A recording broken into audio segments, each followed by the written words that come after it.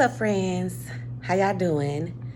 Good? Okay, good. All right, so I'm coming to y'all live from the break room, of course. I just have a couple things that you guys should know before you enroll in school, before you start nursing as a profession, or if you've already started and you haven't got out on the floor yet. Just a couple know before you goes, okay? I did not know these things. It's really reality.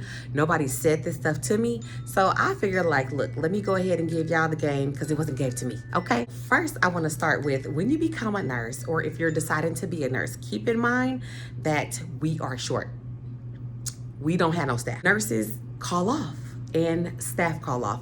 I was oblivious to that. I figure like you're a nurse, you're needed. You are like essential, not just for the COVID, but you are so essential that you really cannot call off. But honey, when I tell you they call off and staff call off, I thought the whole healthcare system just didn't call off like that, but they do. You will be short. You will be playing and working multiple positions. You will be the nurse. You will be the med tech. You will be the supervisor, and you might even be staffing. Guys will be short. I think in school they were telling me, they didn't give it to me straight. I think it was more so like, some days that you may have to do a couple other jobs. They didn't say why.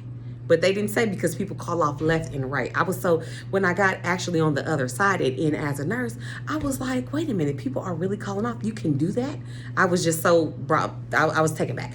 Nevertheless, keep that in mind, okay? Okay, another FYI that you may need to know and keep in consideration. Will it deter you from becoming a nurse? No, because if you want to become a nurse, you're going to do it. You have a passion for it. Like you love people, you love what you do. So you'll still do it. However, in school, I don't think they went over this part.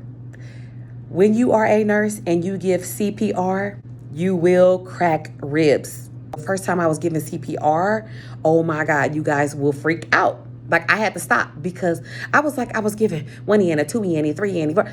And I was like, pop. And I was like, is that a? I did again. Pop. I was like, that's a. And I was like, oh my God. Like I can't. I tapped out quick and I went outside in the hall. I was like, oh my God. So many thoughts was coming through me. But I don't remember them touching on that in nursing school. I don't remember them touching on that in CPR. So I'm here to let y'all know you will crack ribs.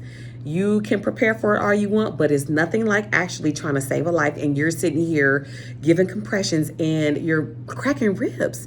It's like, it's really, really weird. It's weird, okay? Before you become a nurse, or if you're already a nurse, if you haven't experienced this, which is you probably already have, I wanna let you guys know, stock up, have a surplus of your supplies. When I say that, I mean stock up on your blood pressure cuffs, or you want to make sure you put your name on that and don't write it in Sharpie on the little shiny part, because you could take an alcohol prep pad and wipe that right off and then somebody got your blood pressure cuff. You look at them like, that looks like mine, and they looking at you like, cause it is, okay? Stock up pens. Honey, y'all know me. If y'all know me, if y'all work with me, I don't play by my pens. I have chased doctors down. Like, let me get my pen back. All the way down the hall, up on another floor. Excuse me. Hi, I need that pen back, okay? Baby, I don't play with pens. They always want to come up missing, okay? I have pens. I was actually orientating. The lady's pen came up missing. She was like, you got my pen? I can't find my pen. I set my pen down. And I was just like, no, I don't have it. Well, we're charting. She's showing me this. She's still reaching for a pen. A couple seconds later, she was like, you sure you don't have my pen? Because I just set my pen here and it's missing. And I'm like, no, I don't have your pen. A little bit go by, she looking, she was like, I think you got my pen. Baby, I had to shut her down. I had to let her know so humbly. I was like, honestly, I don't even use those type of pens. Like, you won't even catch me with that type of pen. I don't use those. I said, those pens I have in my bag for people who forget their pens. But you won't catch me with those pens. And she looked at me like, do you think she mentioned anything about that pen? It was a ballpoint pen. I don't even use ballpoint pens. If it's not a gel pen, 0.5 or 0.7, Glide, Sharpie, Papermate, who else? If it's not a Pilot or something like that, what I look like touching your pen? Like, I feel like I will break out with hives or something. Okay, and another one that I want to let you guys know. Beware and be prepared. Pronouncing somebody dead is a lot. Even till this day, if I have to call a family member and let them know, oh, your loved one has passed, it's a lot. It takes a toll on you. They don't really tell you this in nursing school. They don't tell you all of this stuff. When you're seeing Grey's Anatomy or you're watching TV or something, you don't see a dead person. But when you actually have to go and feel like the pulse to see if chest cavity rise and fall has stopped, and you actually see, it's a whole nother thing. They didn't prepare me for that. When I first had to pronounce someone, I was in orientation and I was so scared. I crept and I was like, oh my God. Like, I looked in, I was like, I think she dead. So I went and got the other nurse and I'm like, can you come look and see if she's dead? She was like, well, did you feel for her pulse? I was like, I just stood at the door and like peeked in, and she looked dead. So sure enough, we came in there. But when I tell you, it's real. It's real. It's real. Nobody told me how real it was to pronounce somebody, to be there upon somebody passing. I struggle with it because I was like, well, who am I to say somebody's dead or alive? That's the Almighty's. I don't have nothing to do with that. But then over the years, I've came to terms with like, that's my position. That's my plan in life that he has for me. And the will has been done, you know? But even now, I still struggle. Calling the family and letting them know that their loved one has passed, that'll never get easy for me. You know, because you're hearing them on the other side of the phone. Sometimes they're there in the room, whether if they're a hospice, whether if it's expected or unexpected. It never gets easy. Where I'm at now, they do computer charting and they do electronic charting and they do paper charting.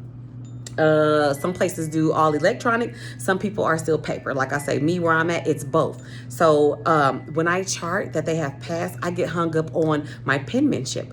I get hung up on what I am actually going to say. Because think about it. They will forever remember you. They will forever, your name, it's always going to be noted in their chart. The other nurses, the doctors, everybody will always know that nurse was the one who was present at my mom's, father's, mother's, daughter's, son's, end of life. It never gets easy. I think if it gets easy, because when the girl came out, when I was orientating, I was shook, you guys. I just never experienced something like that. You know, as a new nurse, I just happened.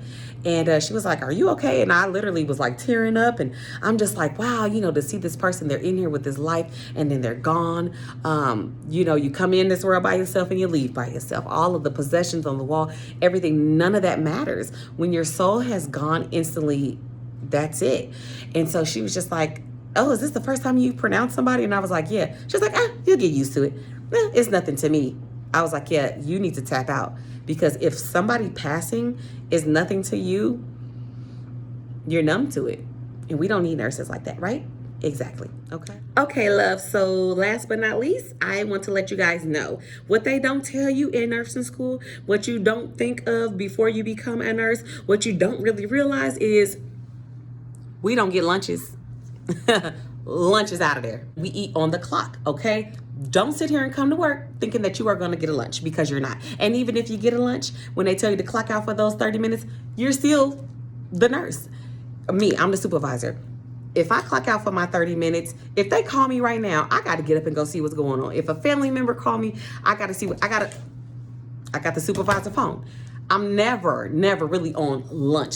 So y'all keep in mind, okay? We are going to either eat at the desk, we're going to eat through our lunch, we are going to eat while we're working. Take a bite, chart. When I tell you, I got it so down packed. But I want to let y'all know, honey, when they say, oh yeah, and you get a 30-minute lunch or you get an hour lunch or whatever, don't believe the hype. You not getting no lunch.